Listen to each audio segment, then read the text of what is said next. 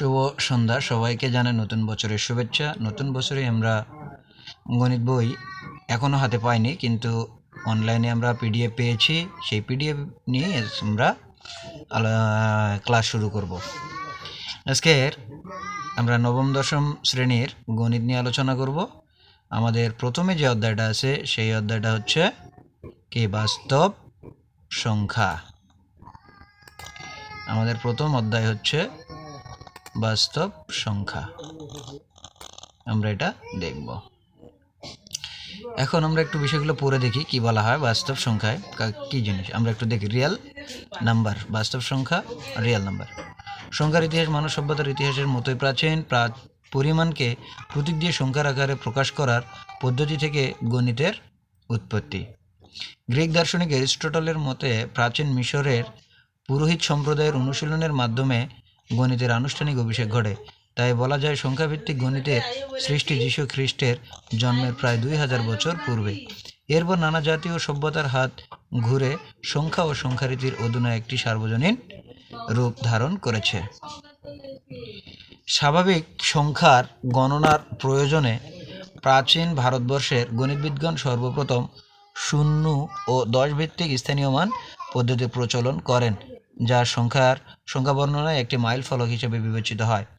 পরে ভারতীয় ও চীনা গণিতবিদগণ শূন্য, ঋণাত্মক, বাস্তব, পূর্ণ, ভগ্নাংশের ধারণা বিস্তৃতি ঘটান, যা মধ্যযুগের আরবীয় গণিতবিদগণ ভিত্তি হিসেবে গ্রহণ করেন। দশমিক ভগ্নাংশের সাহায্যে সংখ্যা প্রকাশের কৃতিত্ব মধ্যপ্রাচ্যের মুসলিম গণিতবিদদের বলে মনে করা হয়।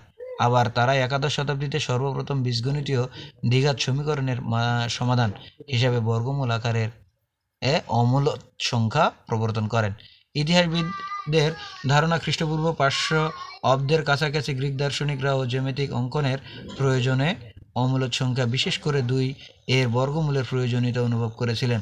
ঊনবিংশ শতাব্দীতে ইউরোপীয় গণিতবিদগণ বাস্তব সংখ্যার প্রণালীবদ্ধ করে পূর্ণতা ধারণ করে। দৈনন্দিন প্রয়োজনে বাস্তব সংখ্যা সম্বন্ধে শিক্ষার্থীদের সুস্পষ্ট জ্ঞান থাকা প্রয়োজন। এই অধ্যায়ে বাস্তব সংখ্যার বিষয়ে সামগ্রিক আলোচনা করা হয়েছে। এই অধ্যায়ে শেষে আমরা কি কি শিখবো সেটা আমরা পরে আলোচনা করব। দেখা যাক এখন কি আছে আমাদের বাস্তব সংখ্যার শ্রেণী বিন্যাস। এখন দেখেন স্বাভাবিক সংখ্যা। স্বাভাবিক সংখ্যা কি? Natural number. 1, 2, 3, 4 ইত্যাদি স্বাভাবিক সংখ্যা বা ধনাত্মক অখণ্ড সংখ্যা। 2, 3, 5, 7 ইত্যাদি মৌলিক সংখ্যা। 4, 6, 8, 9 ইত্যাদি হলো কি যৌগিক সংখ্যা। দুইটি স্বাভাবিক সংখ্যার গসাগু 1 হলে এদেরকে পরস্পরের সহমৌলিক সংখ্যা বলা হয়। সহমৌলিক সংখ্যা কাকে বলা হয়? দুইটি স্বাভাবিক সংখ্যার গসাগু যখন 1 হবে তখন সেই সংখ্যা দুটিকে আমরা কি বলবো? পরস্পরের সহমৌলিক। যেমন 3 ও 6 ও 35 পরস্পরের সহমৌলিক, কারণ এদের গসাগু কি?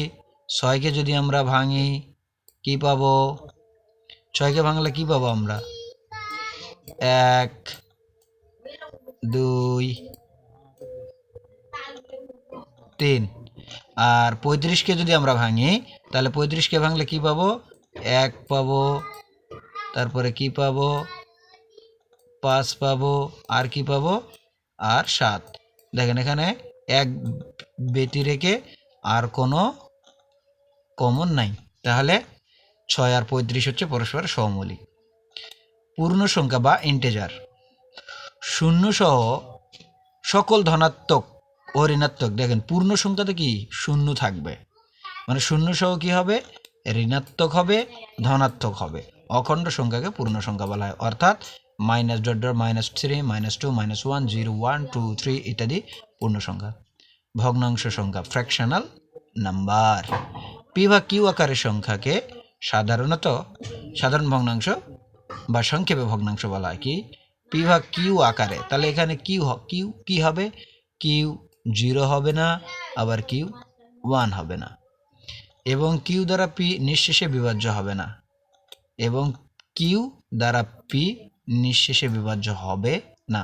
যেমন 1/3, 3/2, -5/3, 4/6 ইত্যাদি সাধারণ ভগ্নাংশ বলা হয়।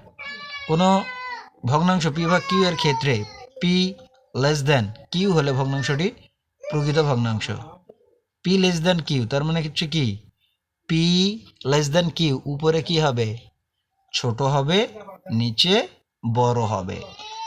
উপরে কি হবে ছোট হবে, যেমন আমরা যদি কল্পনা করি 2 ভাগ হলো, এখানে আমরা 3 দিলাম, তাহলে উপরেরটা যদি আমরা পি ধরি আর নিচেরটা হলো কিউ, তাহলে পি ভাগ কিউ, উপরে কি হবে ছোট হবে, নিচে বড় হবে, তাহলে সেটা সেই ভগ্নাংশটা কি হবে প্রকৃত ভগ্নাংশ। আবার পি গ্রেটার দেন কিউ হলে ভগ্নাংশটি হবে অপ্রকৃত ভগ্নাংশ। তার মানে কি এখানে আমরা এটা কল্পনা করতে পারি 5/3, তার মানে এখানে কি হচ্ছে 5/3, তাহলে উপরে কি 5টা বড় হচ্ছে, 3টা হচ্ছে ছোট। এই ভগ্নাংশটাকে আমরা কি বলবো অপ্রকৃত ভগ্নাংশ। ধন্যবাদ, আজকের মতো এখানেই, আমরা আবারও পরবর্তীতে আসবো পরবর্তী আলোচনা নিয়ে। সকলকে ধন্যবাদ।